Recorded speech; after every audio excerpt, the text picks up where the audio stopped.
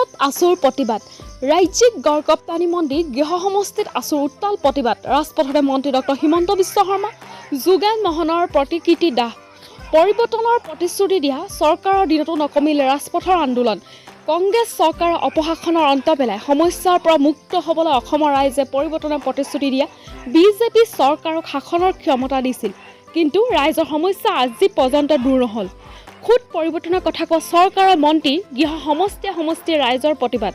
আজি মৰাণত ৰাজ্যিক গড়কাপ্তানি মন্ত্ৰী গৃহ সমষ্টিৰ আছুৰ উত্তাল প্ৰতিবাদ ৰাজপথতে মন্ত্ৰী ডক্টৰ হিমন্ত বিশ্ব শৰ্মা যোগেন মোহনৰ প্ৰতিকৃতি দাহ কৰিলে প্ৰতিবাদকাৰীসকলে সদৌ চৰাইদেউ জিলা ছাত্ৰ সন্থাৰ আহ্বান চৰাইদেউ জিলাৰ বিধ্বস্ত বাট পথসমূহ নিৰ্মাণ নকৰাৰ প্ৰতিবাদত মৰাণ আঞ্চলিক ছাত্ৰ সন্থাৰ উদ্যোগত মৰাণত অসম চৰকাৰৰ গড়কাপ্তানি মন্ত্ৰী ডক্টৰ হিমন্ত বিশ্ব শৰ্মা আৰু মাহমৰা সমষ্টিৰ বিধায়ক তথা অসম চৰকাৰৰ গড়কাপ্তানি ৰাজ্যিক মন্ত্ৰী যোগেন মোহনৰ প্ৰতিকৃতি দাহ কৰাৰ লগতে প্ৰতিবাদকাৰীসকলে বিজেপি চৰকাৰৰ কাম নাই হিমন্ত বিশ্ব শৰ্মা গো বেক যোগেন মোহনক গো বেক শ্লোগানেৰে পৰিৱেশ উত্তাল কৰি তোলে অতি শীঘ্ৰেই বিধ্বস্ত বাট পথসমূহ নিৰ্মাণ নকৰিলে ইয়াতকৈ ভয়ানক প্ৰতিবাদ হ'ব বুলি আছুৰ নেতৃত্বই হুংকাৰ দিয়ে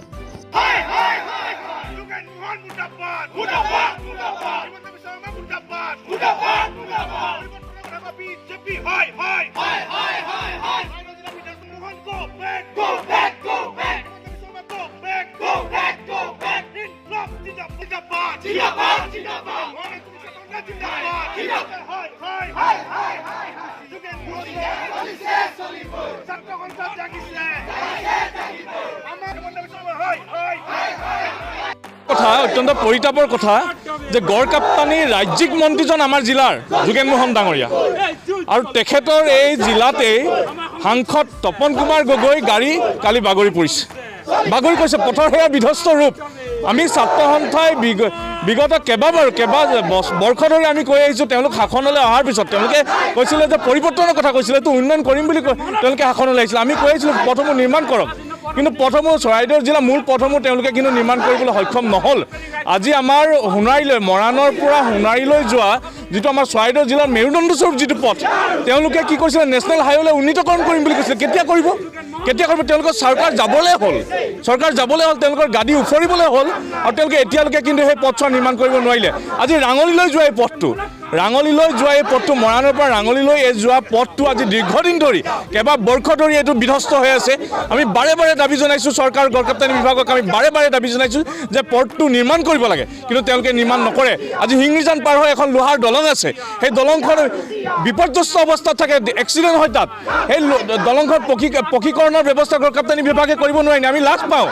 আমাৰ মাহমৰা সমষ্টিত বা আমাৰ জিলাখনত গড়কাপ্তানি বিভাগৰ ৰাজ্যিক মন্ত্ৰী যোগেন মোহন ডাঙৰীয়া আছে কিন্তু আমাৰ জিলাখনৰ বা আমাৰ সমষ্টিটোৰ মূল পথসমূহ তেওঁ বনাবলৈ আজি তাৰিখলৈ সক্ষম নহ'ল আৰু যিবোৰ পথ ইতিমধ্যে বনোৱা হৈছে বা নিৰ্মাণ অৱস্থাত আছে সেই পথসমূহ অকল কমিশ্যনৰ ৰাজ চলি আছে সেই পথসমূহ অত্যন্ত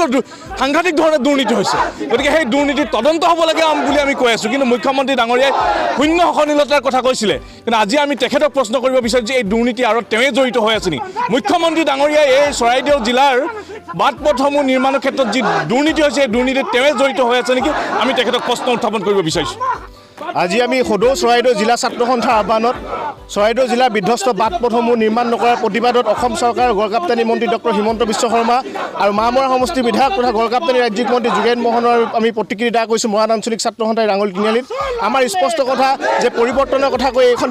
বিজেপি দলে শাসনৰ গাড়ী দখল কৰিলে কিন্তু তাৰ পিছতো এই নৱগঠিত 2015 চনতে জিলা হিচাপে ঘোষণা কৰে চৰাইদেউ জিলাখনৰ যিবিলাক মূল পথ এই বাট পথসমূহ কিন্তু আজিলৈকে বিধ্বস্ত ৰূপতে আছে গতিকে আমাৰ ছাত্ৰ সন্থাৰ স্পষ্ট কথা অতি শীঘ্ৰে তেওঁলোকে যি প্ৰতিশ্ৰুতি প্ৰদান কৰিছে ৰাস্তা ঘাট নিৰ্মাণৰ কথা তেওঁলোকে অতি শীঘ্ৰে তেওঁলোকৰ যি প্ৰতিশ্ৰুতি পূৰণ কৰক অন্যথা কিন্তু সদৌ চৰাইদেউ জিলা ছাত্ৰ সন্থাৰ নেতৃত্বত আমি ছাত্ৰ সন্থাই অনাগত দিনত এই বিজেপি চৰকাৰৰ বিৰুদ্ধে যোগেন মোহনৰ বিৰুদ্ধে ইয়াতকৈ অধিক কঠোৰ গণতান্ত্ৰিক কাৰ্যসূচী গ্ৰহণ কৰিবলৈ বাধ্য হ'ম